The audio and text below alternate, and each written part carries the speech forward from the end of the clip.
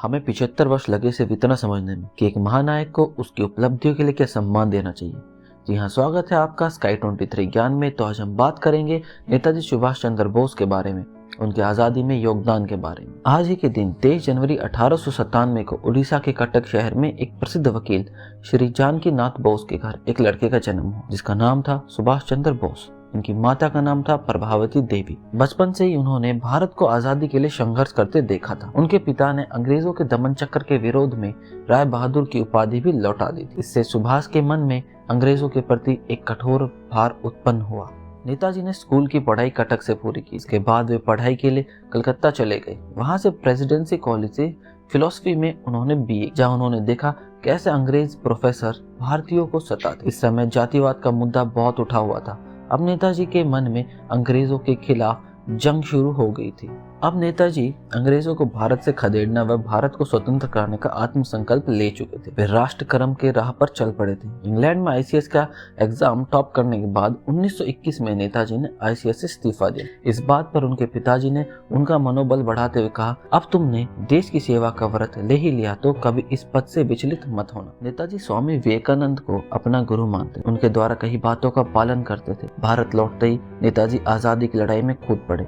उन्होंने national Congress party join की। नेताजी अपने राजनीतिक गुरु चित्तरंजन दास जी के देखरेख में काम करते थे। नेताजी ने नौजवान छात्र छात्रा व मजदूर लोगों के बीच अपनी खास जगह बना ली थी। वे जल्द से जल्द पराधीन भारत को स्वाधीन भारत देखना चाहते थे। अब नेताजी को सब उनके नाम से जानते थे। वे लोगों के बीच चर्चा का विषय बन चुके थे और अंग्रेजों के लिए एक सिरदर्द। 1928 में गुवाहाटी में कांग्रेस की एक मीटिंग में युवा नेताओं और पुराने नेताओं के बीच बातों को लेकर मतभेद हो गए। पुराने नेता अभी भी अंग्रेजी हुकूमत के रास्ते चल आजादी लेना चाहते थे, पर नेताजी की विचारधारा कुछ और ही थी। 1939 में नेताजी राष्ट्रीय नेशनल कांग्रेस के अध्यक्ष पद के लिए खड़े हुए।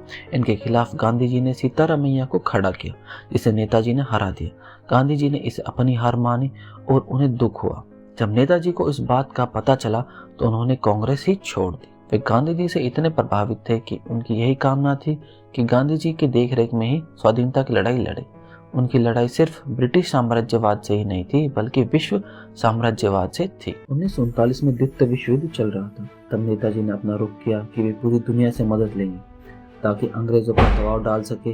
जिसके बाद ब्रिटिश सरकार ने उन्हें जेल में बंद कर दिया। जेल में लगभग 2 हफ्तों तक ना तो उन्होंने कुछ खाया ना पानी पिया।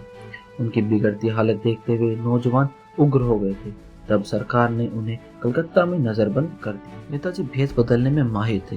वो वहां से भाग निकले और बिहार के रास्ते पाकिस्तान के पेशावर जा पहुंचे। उसके बाद सोवियत संघ होते हुए जर्मनी जा पहुंचे, जहां वो एडोल्फ हिटलर से मिले। नेताजी को पता था हिटलर और पूरी जर्मनी का दुश्मन इंग्लैंड था। अंग्रेजों से बदला लेने के लिए उन्होंने दुश्मन के दुश्मन को दोस्त बनाना उचित समझा। इसी दौरान उन्होंने ऑस्ट्रेलिया की एमिला से शादी कर ली, जिसके साथ वे बर्लिन में रहते थे। उनकी एक बेटी भी हुई, अनीता बोस। 1943 में नेताजी जर्मनी छोड़ जापान जा पहुंचे, जहां वो मोहन सिंह से मिले। जापानियों ने उनका अलग ही अंदाज में स्वागत किया। वहां नेताजी ने अपनी आज़ाद हिंद फौज का गठन किया। 1944 में नेताजी ने अपनी आज़ाद हिंद फौज को तुम मुझे खून दो मैं तुम्हें आज़ादी दूंगा का नारा दिया, जो देश भर में नई क्रांति लेकर आया। 1945 में जापान जाते समय उनका विमान ताइवान में क्रैश हो गया था, लेकिन उनका शरीर नहीं मिला। आज तक नेताजी की मौत की पुष्टि नहीं हुई है। यह एक राज ही है। नेताजी का जन्म 23 जनवरी को हुआ था, जिसे कि पराक्रम दिवस के रूप में मनाया जाता है। 2021 में पहली बार पराक्रम दिवस मनाया गया था। इस साल नेताजी की 125वीं जयंती पर उन्हें सम्मानित करने के लिए आज़ादी का महोत्सव 23 जनवरी से 30 जनवरी तक मनाया जाएगा, जबकि हर साल यह 24 जनवरी से 30 जनवरी तक मनाया जाता था। और उनकी भव्य प्रतिमा इंडिया गेट पर खाली पड़ी छतरी पर लगाई जाएगी। ये 6 दशक से खाली पड़ी है। पहले यहाँ जॉर्ज पंचम की प्रतिमा थी। 1968 में इसे हटा के बुराड़ी के कोरोनेशन पार्क में भेज दिया था। तब से यह छतरी खाली थी। नेताजी की जयंती पर ही आपदा प्रबंधन पुरस्कार दिए जाते हैं। आपको क्या लगता है, क्या इस महानायक को सम्मान देने में हमने देरी नहीं कर दी? आपको वीडियो पसंद आई हो तो इसे लाइक करें। ऐसी और वीडियोस देखने के लिए हमारे चैनल को सब्सक्राइब करें।